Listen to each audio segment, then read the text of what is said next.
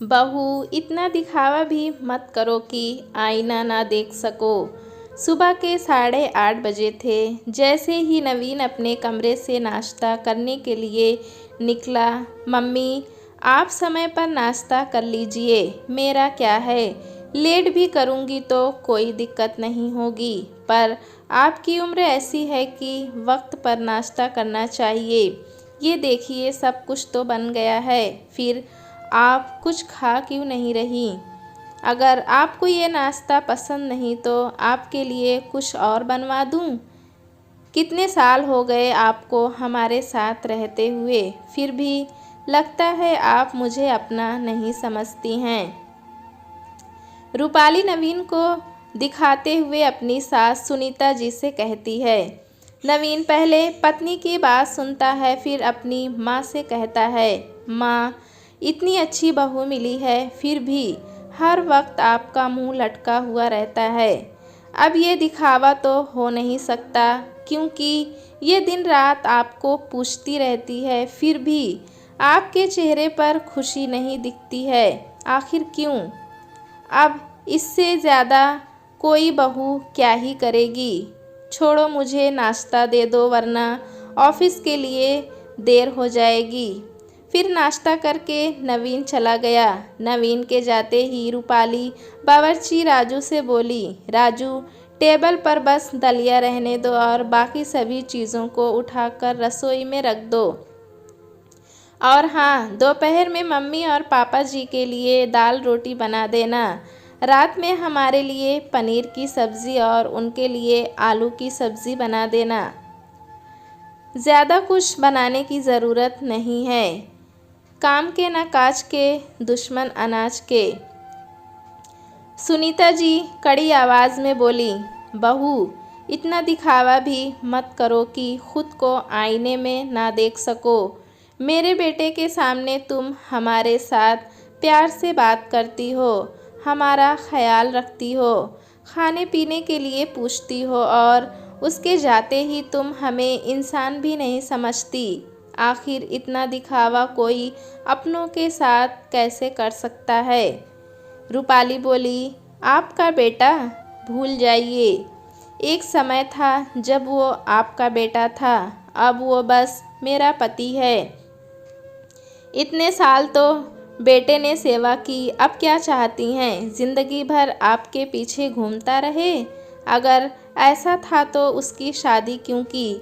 हर वक्त घर में मनहूस की तरह मुंह फुलाकर घूमती रहती हैं। जब बेटी से बात करती हैं तो खुश होकर बात करती हैं। अगर बेटी इतनी ही प्यारी है तो क्यों नहीं चली जाती उसके पास, हमारा भी पिंड छूटे। सुनीता जी बोली, हाँ बहू, अपने बेटे के लिए जब हमने तुम्हें पसंद किया था, हमसे बहुत बड़ी गलती हुई, जिसका पश्चाताप पिछले 6 सालों से हम कर रहे हैं। बेटी से तो मैं इसलिए अच्छे से बात करती हूँ ताकि उसे एहसास ना हो कि उसके भाई और भाभी हमारे साथ बस दिखावे का रिश्ता रखते हैं। आज जो तुम दिखावा कर रही हो, कल को तुम्हारे बच्चे भी तुम्हारे साथ वैसा ही ना करें, बस ये सोचकर घबराती हूँ।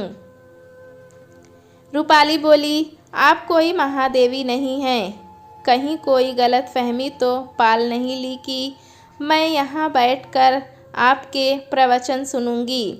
खाना खाना है तो खाइए, वरना जाकर सो जाइए।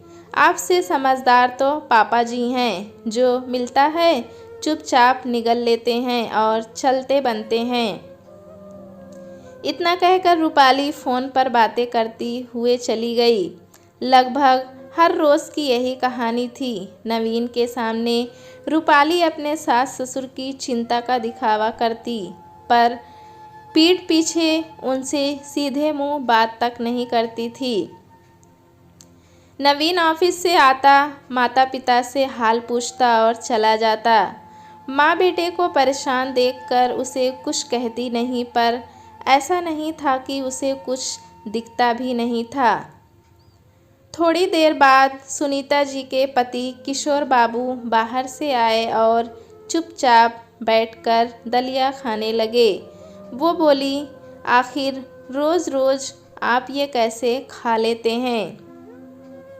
किशोर बाबू बोले, और कोई चारा है? रिटायरमेंट के बाद मैंने तुम्हें कितना समझाया था कि गांव चलते हैं, पर तुम ही नहीं बेटे बहू के साथ रहेंगे। अपमान के शब्द मुझसे खाए नहीं जाएंगे और लोगों के सामने दिखावे के लिए मुस्कुराता हूँ ताकि उंगली मेरे संस्कारों पर ना उठाई जाए। उनकी बात सुनकर वो और रोने लगी तो किशोर बाबू उन्हें समझाते हुए बोले, अच्छा ठीक है, अब रो मत। अब चलो घर में ही थोड़ा टहला दूँ, क्योंकि अगर शुगर की दवाई ज़्यादा लेनी पड़ी तो उस पर भी बहू की तुम्हें 2 बातें सुननी पड़ेगी। इतना कहकर किशोर बाबू सुनीता जी को हाथ पकड़कर घर में ही टहलाने लगे। तभी उनकी बेटी नैना का फ़ोन आया। पापा, आप लोग कैसे हैं? कोई दिक्कत तो नहीं है? किशोर बाबू बोले, नहीं बेटा, हम बिल्कुल ठीक हैं। अभी अभी मौसमी का जूस, ढेर सारा फल और दलिया खाया हूँ। मन प्रसन्न हो गया। बेटी मुस्कुराकर बोली, पापा, कहीं आप मुझसे कुछ छुपा तो नहीं रहे हैं? पहले तो आप सुबह में 1 रोटी सब्जी और 1 गिलास दूध पीते थे, फिर आप कब से ये सब खाने लगे? वो बोले, अब मैं भी शहरी बन गया हूँ। इतना कहकर दिखावे की हंसी बेटी को सुनाने लगे। सच कहा है किसी ने, ध्यान हटी नहीं कि दुर्घटना घटी। किशोर बाबू बेटी से बात करने में लग गए और उनका ध्यान सुनीता जी से हटा। तभी अचानक सुनीता जी का बैलेंस बिगड़ा और उनका हाथ टेबल पर रखी टी-शर्ट से टकरा गया और वो टूट गया। बेटी बोली, लगता है कुछ टूट गया। किशोर बाबू बोले, कुछ नहीं, बस लकड़ी का फूलदान गिरा है, बस अभी उठा देता हूँ। अच्छा सुनो नैना, मैं तुम्हारी माँ को टहला रहा हूँ, थोड़ी देर बाद तुमसे बात करता हूँ। इतना कहकर जल्दी से उन्होंने फ़ोन रख दिया। कमरे से रूपाली भागकर निकली और बोली, हे भगवान, हर वक्त कुछ न कुछ घर में नुकसान करते रहते हैं। अरे बेटी से अगर बात करनी है तो कमरे में बैठकर कीजिए। पापा जी, आपको तो मैं समझदार समझती थी, पर आप तो और भी अल्लड़ निकले। पता है आपको, ये टी-शर्ट मेरे मायके से आया था, अब इसकी भरपाई क्या आपकी बेटी करेगी? रूपाली सर पकड़कर बैठ गई। किशोर बाबू बोले, बहू, बस 1-2 कप ही तो टूटा है, वो तो बाज़ार में फिर मिल जाएगा, पर कम से कम ऐसे अपमानजनक शब्द तो मत कहो। और फिर घर से मेरी बेटी को मिलता ही क्या है जो वो हमारे लिए खर्च करेगी? रूपाली बोली, ज़रा देखो तो इनके तेवर, इन्होंने तो अपनी ज़िंदगी जी ली, हमारा जीना हराम कर दिया, और जब चलने फिरने में दिक्कत होती है तो फिर घर में घूमते ही क्यों हैं? अब मेरा मुंह क्या देख रहे हैं? चलिए जाइए। तभी रूपाली का बेटा सौरभ स्कूल के लिए निकल रहा था। वो बोला, मम्मी क्या हुआ, किस पर नाराज़ हो रही हैं? वो बोली, किसी पर नहीं बेटा, वो मैं राजू को डांट रही थी कि वो दादाजी से ऐसे कैसे बात कर सकता है। राजू, ओ राजू, ये कप टूट गया है, इसे जल्दी से हटा दो, वरना मम्मी जी को लग जाएगी। बेटा तुम कॉलेज जाओ, कोई दिक्कत नहीं है। सौरभ बोला, दादाजी आप ठीक हैं? किशोर बाबू मुस्कुराकर बोले, हाँ बेटा, मैं ठीक हूँ। जीते रहो, ईश्वर तुम्हें ऐसा ही रखे जैसे तुम अभी हो। चाहे जितनी भी तरक्की कर लो, सदा अपने माँ बाप के लिए अपने मन में इज्जत रखना, कभी दिखावा मत करना।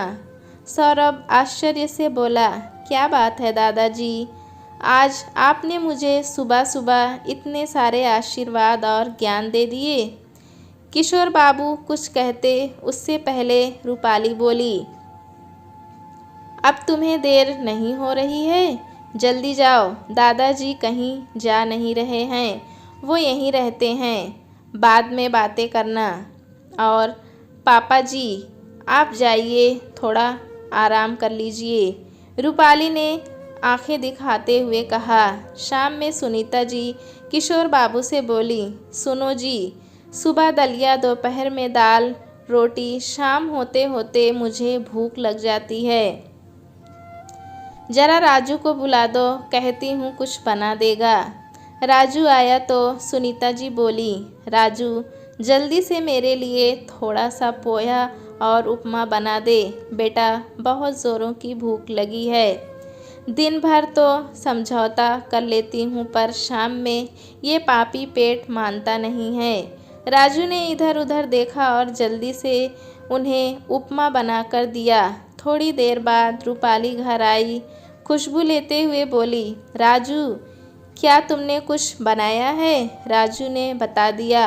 रूपाली बोली, बिना मुझसे पूछे कुछ नहीं बनेगा और अगली बार से अगर ऐसी गलती की तो अपना बोरिया बिस्तर समेट लेना। राजू चुपचाप रसोई में चला गया। सुनीता जी तो घर से निकलती नहीं थी।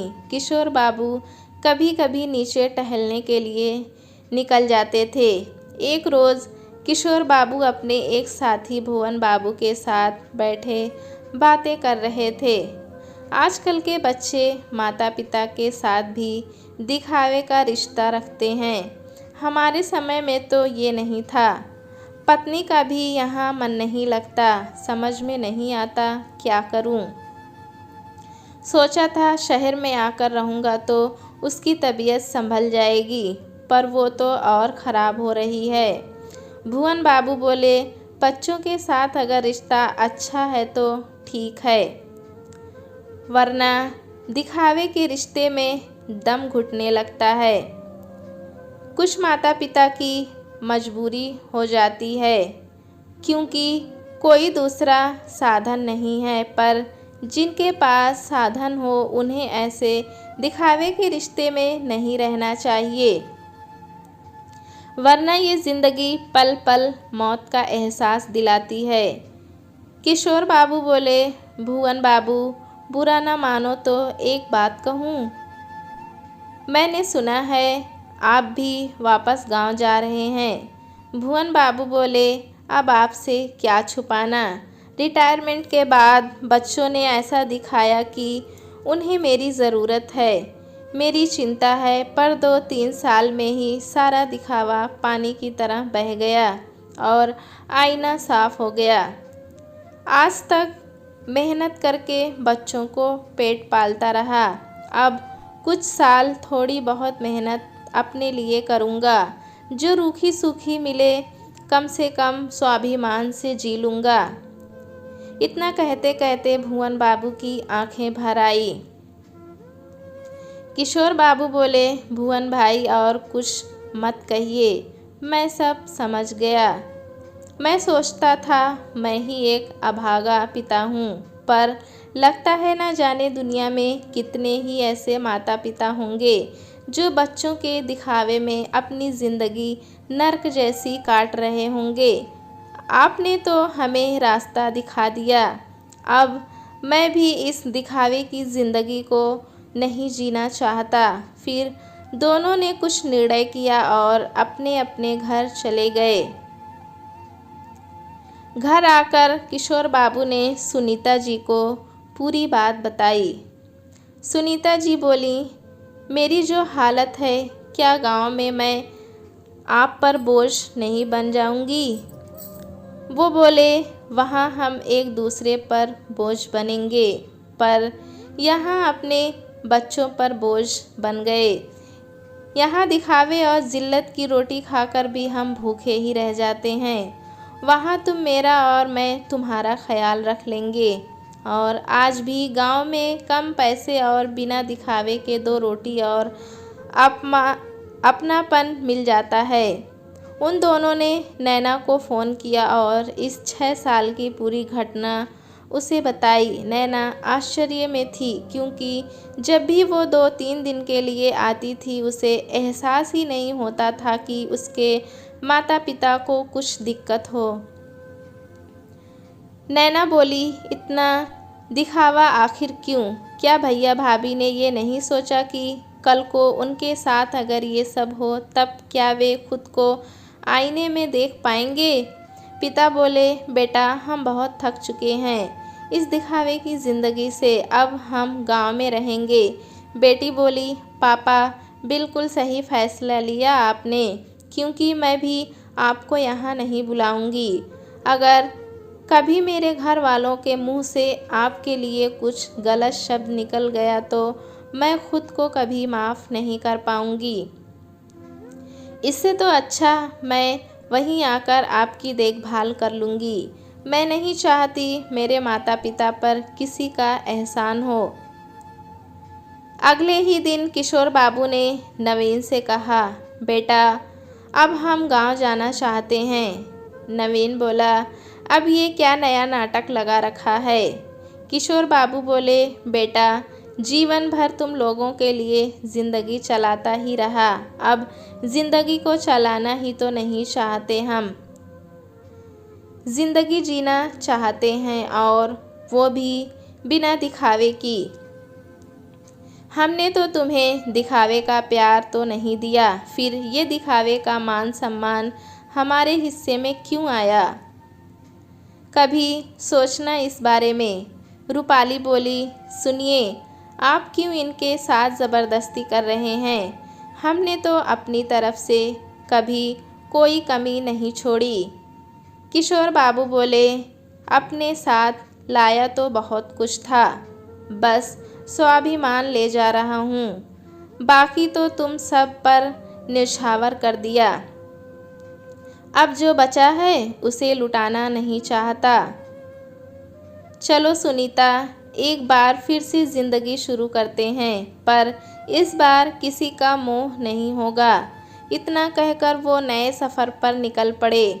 पुराने लोगों ने बाहें फैलाकर उनका स्वागत किया। वो प्यार दिखावा नहीं था। जैसे ही किशोर बाबू पहुँचे उन्होंने देखा बेटी पहले से ही गांव में पहुँची हुई है। माँ के आने से पहले उसने घर की पूरी साफ सफाई और सारा सामान व्यवस्थित कर दिया था। ऐसा होता है माता पिता के लिए सच्चा प्यार। जहाँ कुछ पाने की चाहत नहीं होती तो दिखावा भी नहीं होता। बेटी को देखते ही सुनीता जी फूट फूट कर रोईं। बेटी ने गले लगाकर माँ को वही पुराना हौसला दिया जो कभी माँ उसे चोट लगने पर दिया करती थी। सुनीता जी को गांव में मालिश वाली मिल गई जो रोज़ जाकर उनके हाथ पैर की मालिश करती थी। धीरे धीरे उनके स्वास्थ्य में सुधार होने लगा और बची हुई ज़िंदगी पटरी पर आने लगी। दोस्तों, हम भूल जाते हैं कि दिखावा छलावा होता है जो पल भर आँखों को सुकून देता है, पर जैसे ही सच्चाई आईने के पास सामने आती है सब साफ नज़र आता है।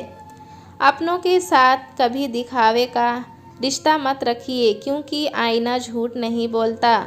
दोस्तों, कहानी कैसी लगी हमें कमेंट में ज़रूर बताएं। चैनल पे नए हैं तो एक लाइक और सब्सक्राइब करना ना भूलें।